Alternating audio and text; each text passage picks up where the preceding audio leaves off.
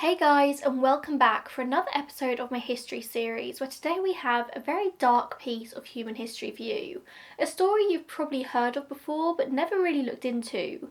The 1972 Andes plane crash, the Uruguayan Air Force Flight 571, the Andes plane disaster, whatever you want to call it. This is a story of survival, where humans were forced to do things that no human wants to do to survive for 72 days until they were eventually rescued. This is a story that's been made into films and TV shows. There are plays and music based on this event. Survivors have written their own books documenting their time in the Andes. I'm going to try my best to share the details of this story, a remarkable tale of survival, with you. I very rarely cry when I'm researching cases. I feel like if I let the floodgates open, then it would just never stop, so I'm quite tough with myself. But this story, it really did make me shed a few tears, and it's quite a rough one. Also, on a quick side note, you might have already noticed that I'm back to my old camera quality. It's not as great as my new one. My lens broke. I don't really know how. It was working absolutely fine. Then I went to film another video like 2 hours later, and the autofocus, manual focus, all the focus had just broken. So I've had to send off my brand new lens to be fixed, which is really annoying. So for the next couple of videos, you might be stuck with my old video quality again. Not that I think it's that bad, but it's just not as good as my new one is. Before I get on with the video, I want to say a huge thank you to Magellan TV for sponsoring us today, the documentary streaming service. They've sponsored me for many years. I'm sure you've all already heard why I love Magellan TV so much. So today I'm just going to recommend you a documentary that I think you should watch, and today that's Twinning Reactions Separated at Birth. Now, some of you might remember the video I did a couple of months ago about the Neubauer twin study, how a Dr. Neubauer separated twins and triplets at birth to study their growth over the years, to try and find the answer to the age-old question of nature versus nurture. This documentary is actually one of the ones I watched whilst researching that video. I recommended it then, and I'm recommending it here again now it's on Magellan TV. It's a truly fantastic look at the 1960 study, but it mostly focuses on the long-term effects that the separation had, how it's affecting not only the twins involved, but their adoptive families as well. It even features rare audio recordings of the researchers behind the study, Dr. Neubauer and Viola Bernard, which is an insight you won't really find anywhere else. If you were interested in that video that I think I did back in February, or if you didn't watch it and are now intrigued by the story, I highly recommend giving it a watch. If you want to try out Magellan TV for yourself and watch Twinning Reactions Separated at Birth, then you can click on the link in the description box to claim your 1-month free trial. They have so many true crime and history documentaries, more than you could possibly dream of. This story begins in October 1972 in South America, when a Uruguayan amateur rugby club called the Christian Brothers, or Old Christians, along with some friends and relatives, were flying to Chile to play a rugby match against the Old Boys Club, a rugby team in Santiago. Another quick side note here, I realised whilst I was researching this video that pretty much every source I used had a different pronunciation of the country Chile or Chile or Chile. I don't really know which is the correct one. I think there's a British, an American, and like a Spanish pronunciation. As far as I can find, in South America they call it Chile. I'm gonna use that pronunciation as I feel like that is most correct, but I've always been taught that it's just Chile. I don't really know. People love to get mad at me in my comments about my pronunciation of things, so I'm gonna go Chile, but I'm really sorry if I'm pronouncing it wrong. I'm trying my best.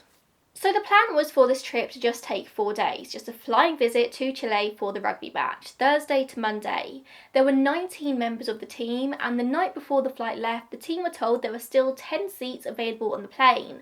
So if anybody wanted to bring any family or friends for free, they were able to do so.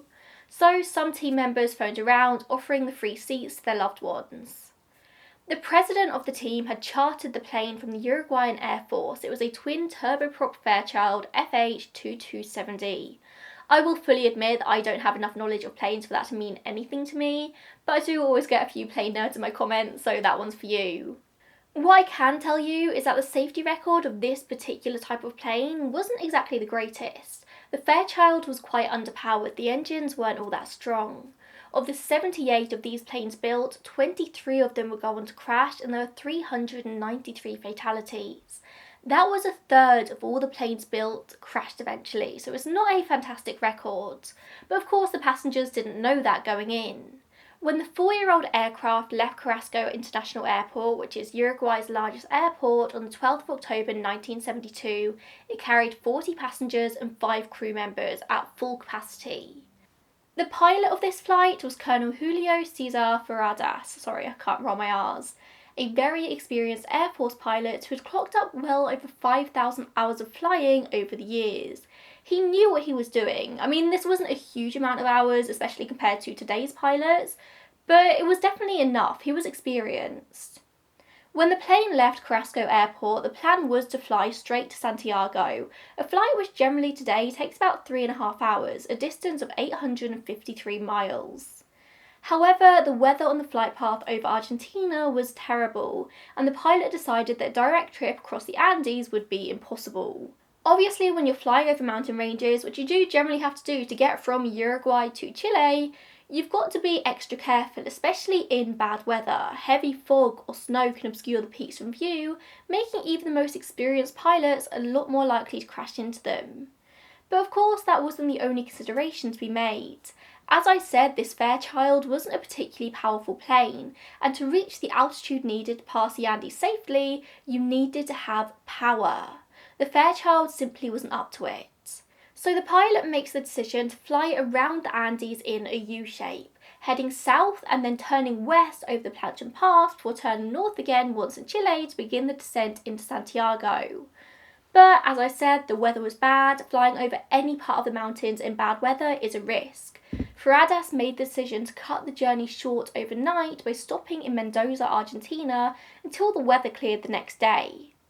So the next day, Friday the 13th of October at 2:18 p.m, the plane took off once again from Mendoza. The weather that morning hadn't been too great, so they waited until the worst of it had passed and then set off once again. Of course, this direct trip across the Andes was still going to be impossible because of the plane they were on, so they were still going to do that U-shape I mentioned just a moment ago, heading south parallel to the mountain range until they reached a mountain pass they could slip through, and then once on the other side they could turn north and begin the descent into Santiago. The pilots made the safest decisions they could for that day, and for the weather conditions. This pilot had flown across the Andes almost 30 times over the course of his career, but of course fate had other plans. Now nowadays planes are largely automated, they do a lot of the work for you, but back in 1972 piloting was done almost entirely by hand. Flying through the mountain pass between the peaks, the steering would have been the job of the pilots, avoiding hitting anything was solely down to them. But thanks to the weather that day, visibility was poor and the mountains were covered in deep, low-lying clouds. And they were flying through an area of the mountains that was so remote it had barely been explored by humans. It hadn't even been named. Sadly, what happened next was just human error. Pilot Ferradas had got disorientated in the thick cloud and had thought they were out the other side of the mountains over a town called Curacao, where they intended to turn north and begin the descent into Santiago. Ferradas contacted air traffic control and told them as much, who cleared him for descent. The plane had been expected to arrive at Curacao at 3:33 p.m, however this report came in at 3:24 p.m, 9 minutes too early. The journey over the mountains should have taken 11 minutes, but Ferradas here was essentially reporting they'd made it in 3. I can only imagine that he was incredibly disorientated for such a seasoned pilot to make such a mistake. But none of them realised the mistake, not Ferradas, not the co-pilot or air traffic control.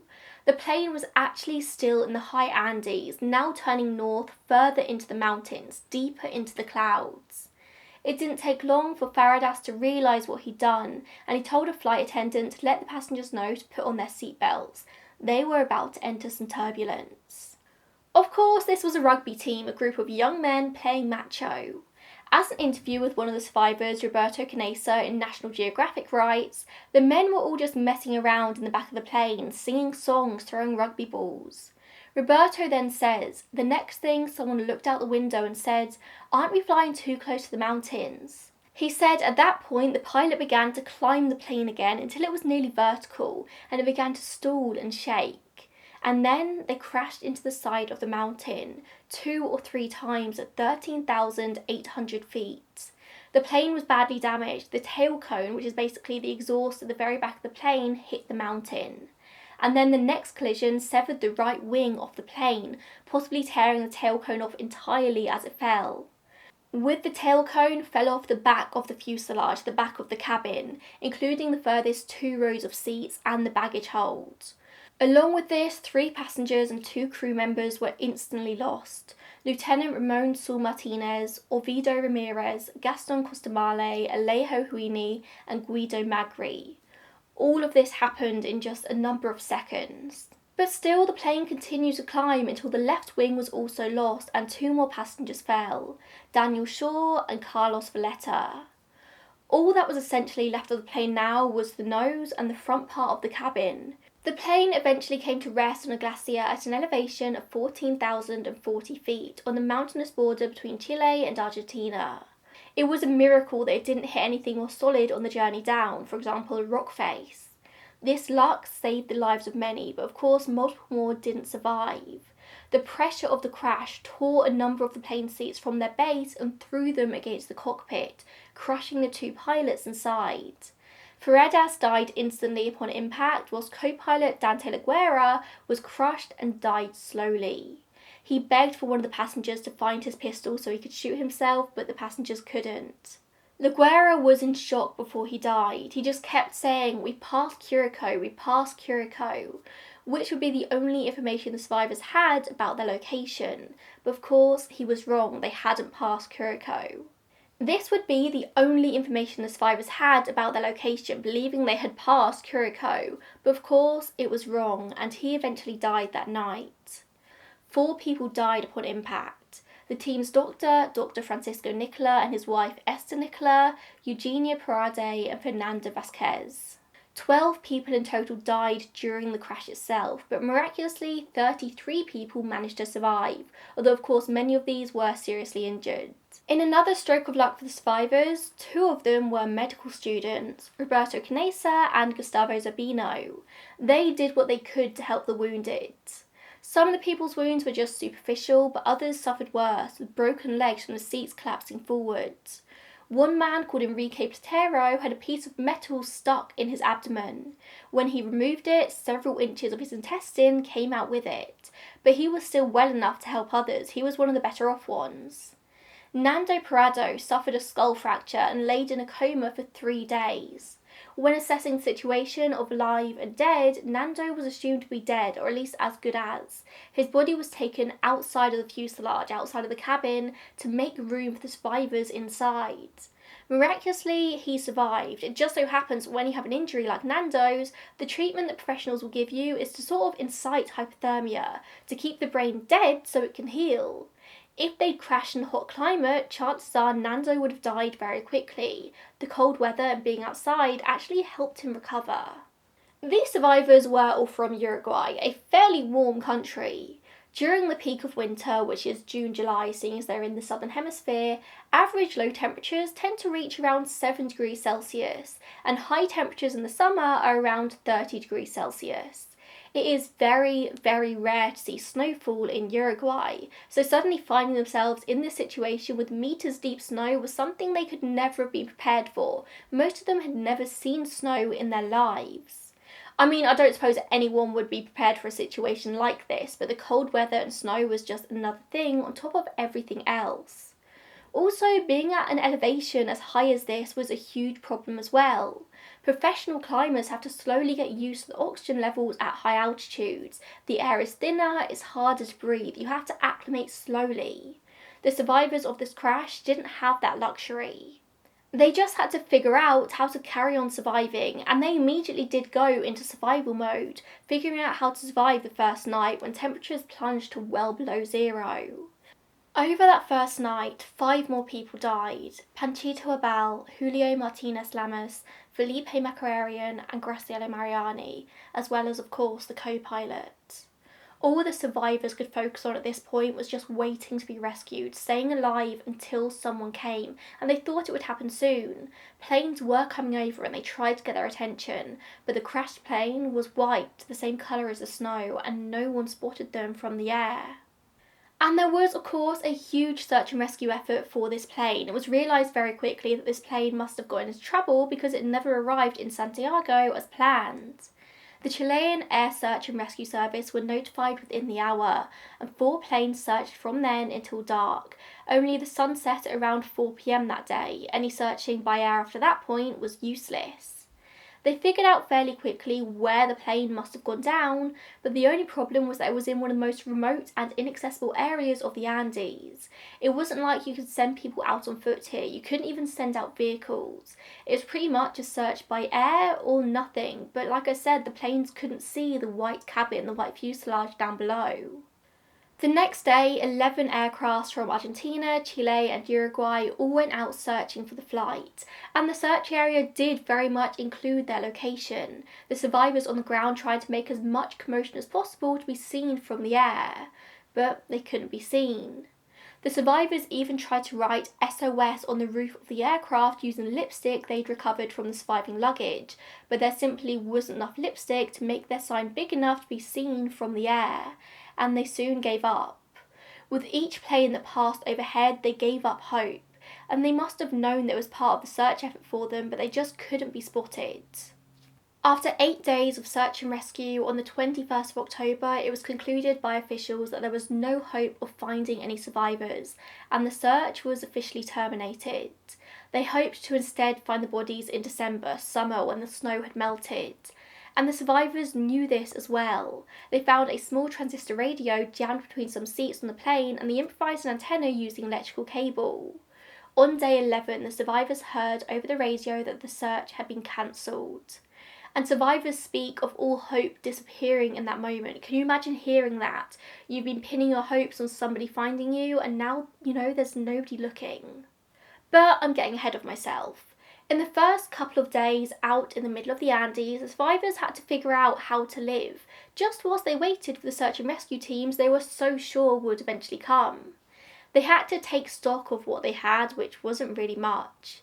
They basically had whatever had survived of their luggage and then whatever materials they could salvage from the plane. They used the broken seats, suitcases and debris from the plane to fashion a shelter of sorts, using the body of the plane to keep themselves safe from the elements, and they put all of these items in the back of the fuselage to keep out the worst of the weather. They stripped the fabric from the chairs, which was wool, and used it to fashion blankets. They used insulation from the small plane kitchen to form sleeping bags. The medical students made splints out of the wreckage, and one survivor even managed to fashion some snow goggles out of a sun visor from the cockpit, a bra strap and some wire. Snow blindness would prove to be a huge issue up there, so they had to protect their eyes. They used the bottom of the seats eventually for snowshoes, and they built hammocks for people with broken legs. They even realised that going to the toilet would be a challenge, because if you went to pee outside, your pee would literally just freeze midstream. So they made makeshift toilet bowls out of the rugby balls they had with them. Very quickly, people sort of fell into their own roles within the group, everyone doing their part to ensure that as many people survived as possible. But that's all well and good. They can try to survive the weather and conditions as much as they can, but the most important things they needed were food and water. The latter was the easier of the two, considering they were literally surrounded by snow. They just needed a way to melt it, which is easier said than done in well below freezing temperatures. So they devised a system where they used the aluminium from the seat backs to warm up the snow and provide them with a steady stream of drinking water. In terms of food though, they were stuck. In total on the plane they had 8 chocolate bars, a tin of mussels, 3 small jars of jam, a tin of almonds, a few dates, sweets, dried plums and several bottles of wine, all of which had to be rationed between the survivors in the few days following the crash. One of them, Nando Prado, just ate a single chocolate-covered peanut that he managed to make last 3 days. He would later write that on the first day he sucked the chocolate off the peanut. On the second, he sucked on the peanut for hours, taking tiny, tiny nibbles every now and then. On the third day, he did the same until he'd nibbled the peanut down to nothing.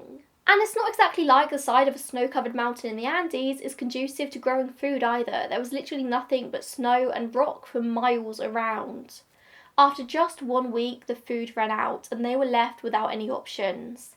And at such a high altitude as well, your body is burning even more calories than normal, just trying to breathe, trying to stay warm. You need more food, more calories than you usually would, but they had nothing. After surviving everything they had, they were now going to starve to death, an arguably even worse way to go, slow and painful. So they start trying to eat the materials from the plane, the cotton from the seats, leather shoes and leather belts. But of course there was no protein, no nutrition to be had in any of this, and actually just made them more ill. Slowly, everyone began to realise there was only one option left to them. They were going to have to eat the bodies of their friends and loved ones. If they were going to survive, that was literally the only thing they could do. They avoided it for as long as possible. A lot of them were thinking it, but nobody actually wanted to say it out loud. The bodies were outside the fuselage. They were perfectly preserved in the cold. They were the perfect condition. The so-called cannibalism of the Andes plane crash is probably one of the most highly publicised parts of this story.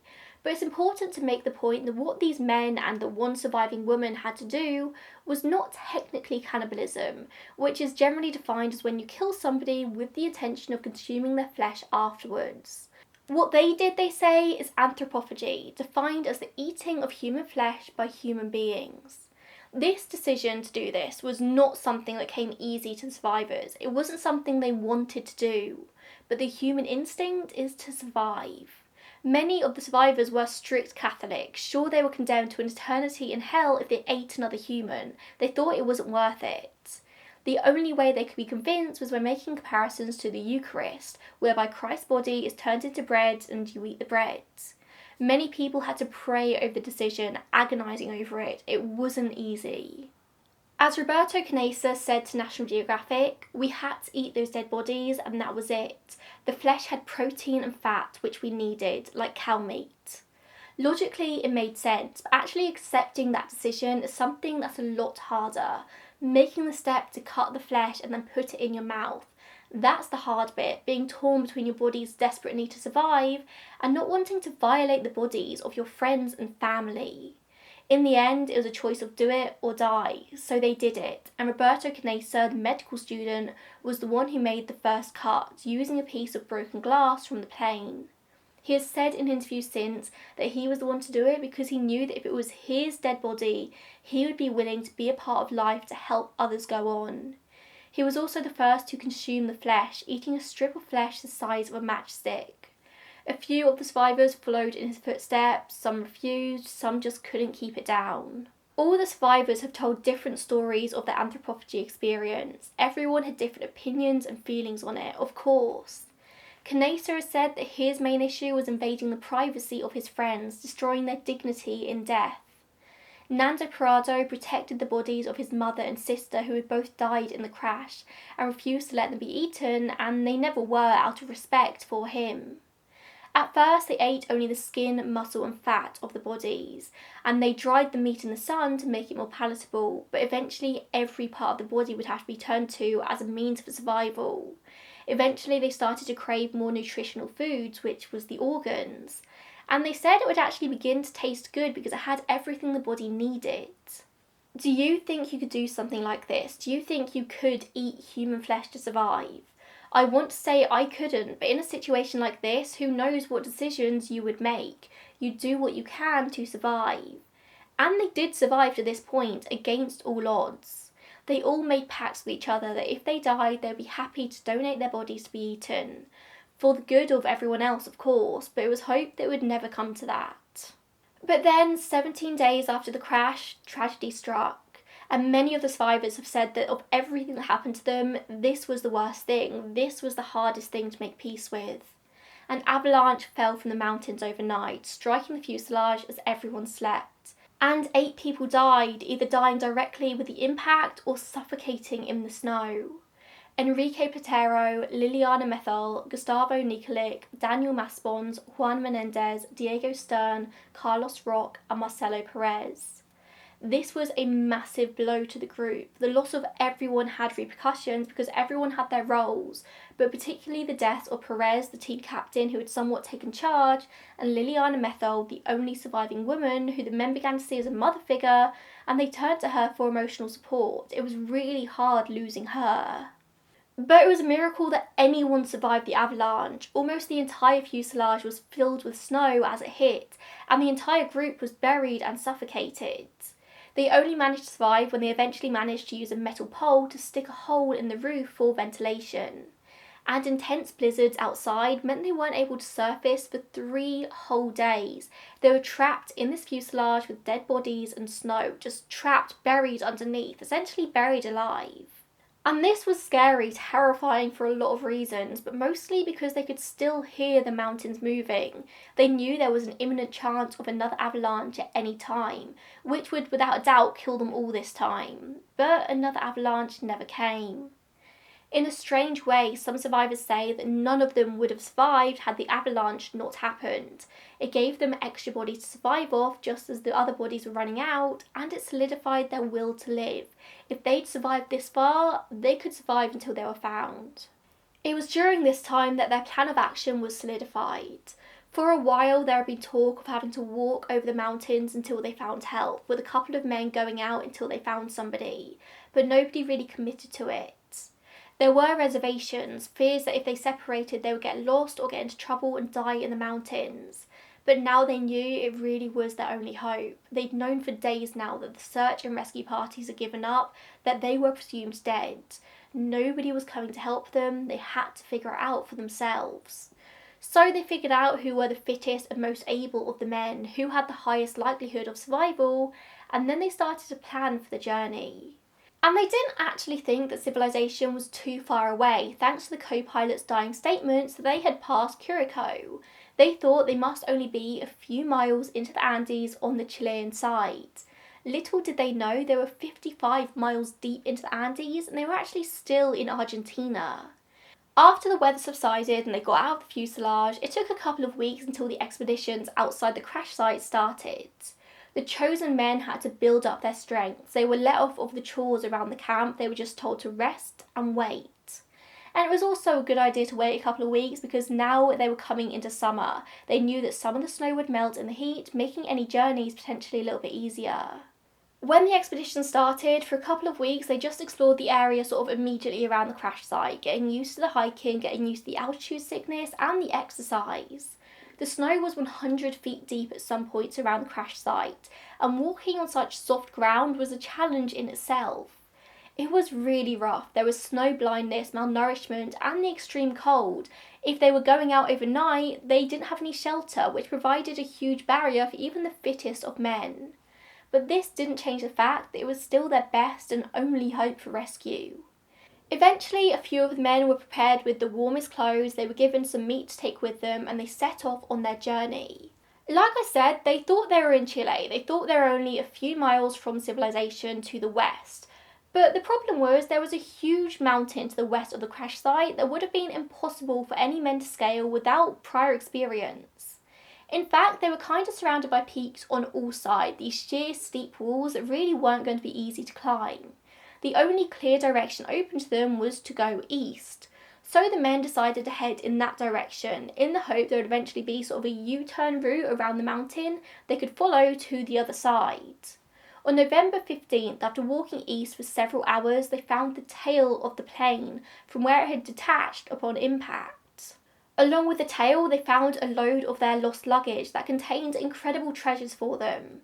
There were chocolate, 3 meat patties, a bottle of rum, cigarettes, extra clothes, comic books, even some medicine. They also found a camera and some batteries. That night they camped inside the tail section. They built a fire and celebrated their find. It was something, it was like this slither of hope. The next day they decided to continue on east, but after sleeping out in the open that night and almost freezing to death, they decided to return back to the crash site the next day. They were going to salvage what they could from the tail and take it back to the rest, and they had quite a good idea as well at this point. They wanted to take the batteries they'd found, and I'm not talking little AA batteries, I'm talking these big batteries, from the tail back to the camp, so they could try and power up the radio and get in contact with somebody, anybody.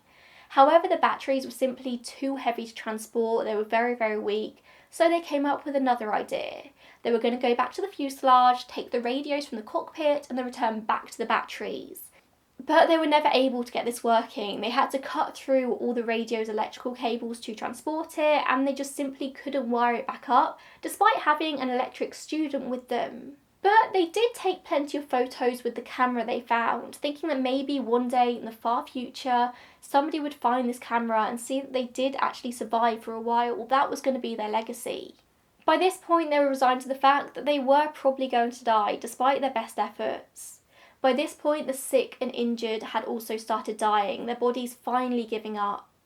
Arturo Nogueira had suffered a leg wound in the crash and it had gone gangrenous. Despite his friend's best efforts to give him CPR, he died peacefully, apparently with a look of happiness on his face. As many of the survivors have said in the years since, dying out there was really easy. It was actually the preferred choice. Making the decision to survive was much, much more difficult. 3 days later, Rafael Echeverrin also died from infections of a wound he sustained in the crash. Numa Tokati stopped being able to eat the human flesh. He just couldn't bring himself to do it, and nobody was going to force him. He made a decision and he eventually died of starvation, weighing just 55 pounds. By this point, only 16 of the original 45 on the plane were alive. But this all only strengthened their resolve to escape the valley, and they set their sights on scaling the mountain to the west, believing that when they reached the top, they would see the green hills of Chile. They didn't know they were so far east they were actually still in Argentina. They didn't know that if they walked east for 18 miles, they would have come across a hotel. It was a hell of a hike to get to this hotel, and you'd have to have crossed a river to do so, but it was so much closer than anything else. Nando Prado in particular was the one who wanted to get out of there. He wanted to get back to his father and tell him he'd survived. He'd lost his sister and his mother in this crash. He didn't want to go too. He knew that eventually they were going to run out of corpses to eat and they would have to turn to his mother and sister, something they really, really didn't want to have to do, and everyone else was respecting his wishes, but it would get to a point where they would have to. He wanted to go on this hike out of the crash site and he wanted to keep going until they found somebody. Nobody really wanted to go with him, but it was decided that the fittest of the men, Roberto Canessa and Antonio Vizatin, would be the ones to go with him. They were going to do it or die trying. But the hardest thing was the nights. They'd already spent a couple of nights away from the crash site. They knew how cold it was. They would die out there and they couldn't let that happen. A man called Carlitos Perez came up with the idea to use the insulation from the walls of the plane to make a sleeping bag, and that's what he did, making it by hand himself with copper wire. He says this is the proudest moment of his life, making that contribution towards the expedition to save their lives. As soon as they had a window in the weather, they left 61 days after the crash on the 12th of December, and they bid goodbye to all of the men. I don't think any of them ever really thought they'd see them again. They carried a 3-day ration of human flesh inside socks to sustain them on their journey. None of them had ever climbed a mountain before and they had no idea what they were doing. The snow would start off hard in the morning before melting throughout the day, getting softer and softer, making it harder to walk. They had to climb 200 feet at a 45-degree angle, this incredibly steep mountain. But they did it.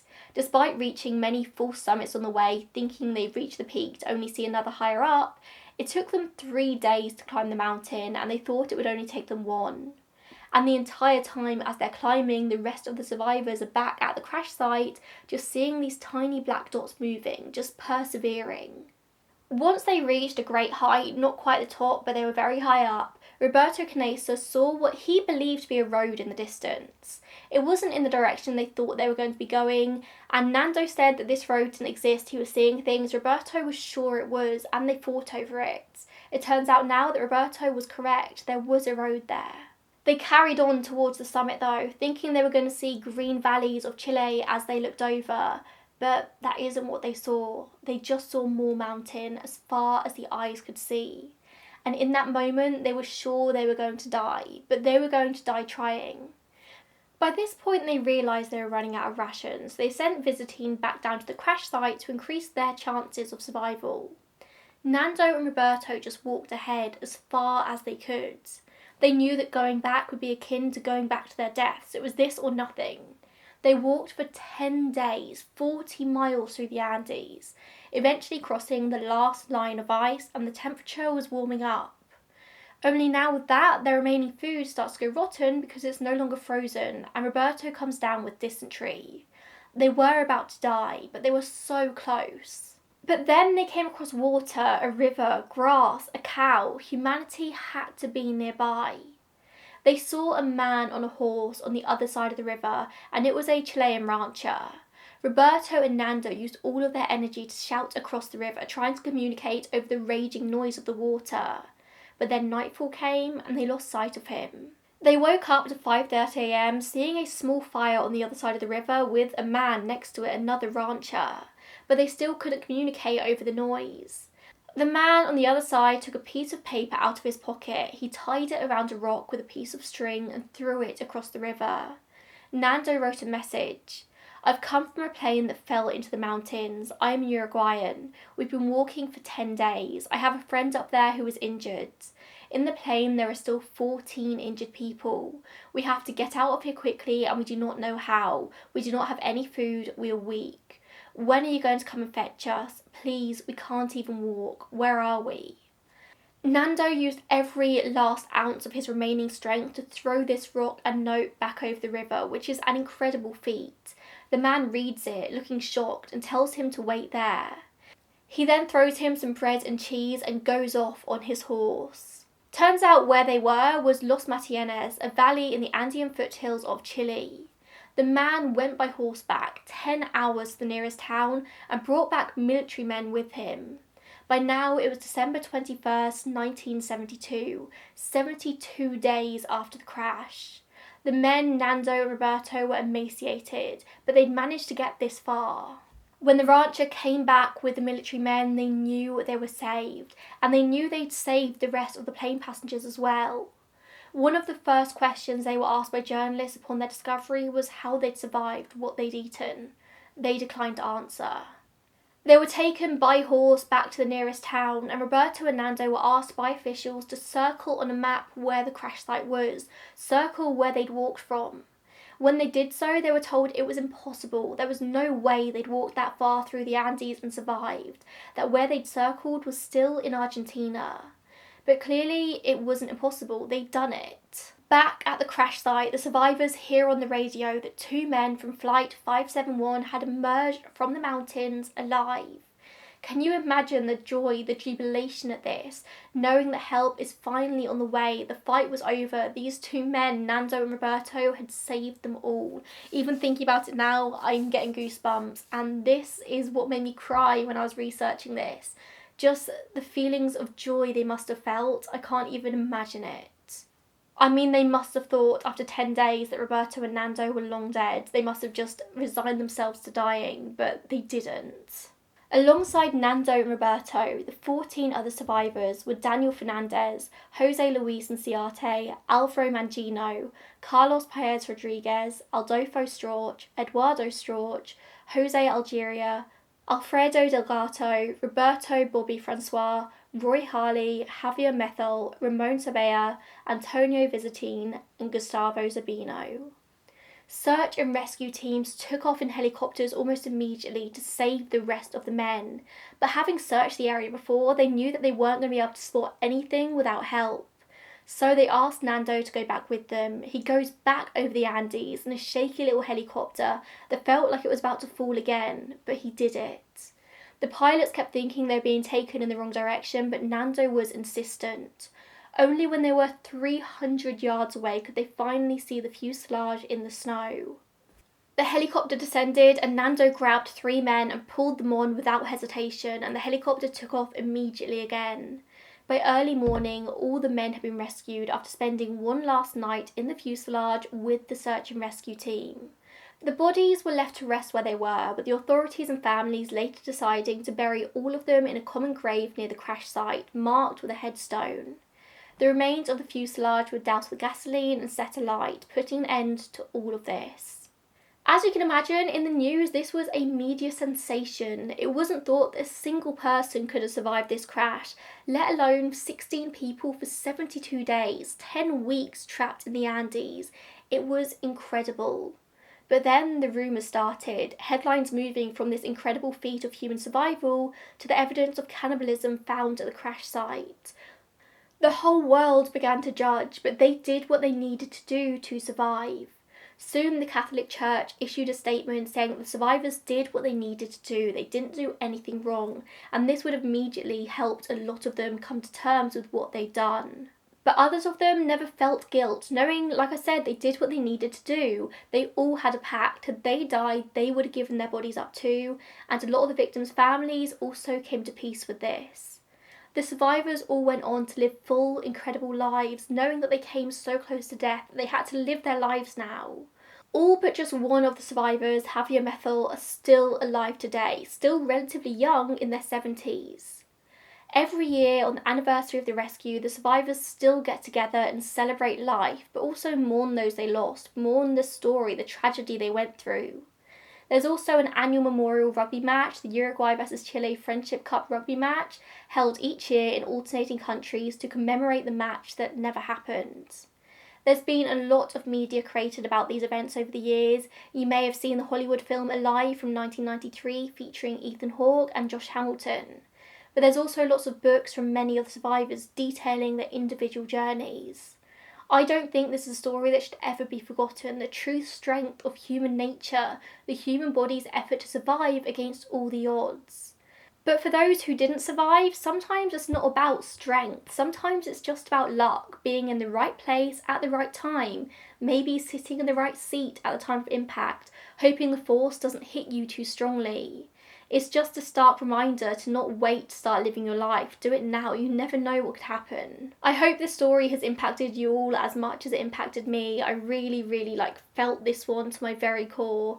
And I'm going to be thinking about this for a really long time. Like I said at the beginning of this episode, I had heard this story, heard the basics of this story so many times, but I didn't know the details. I didn't know what they'd really, really gone through. And I think now this is going to stay with me forever. Thank you so much for tuning in today, and I'll see you in the next one. Bye, guys.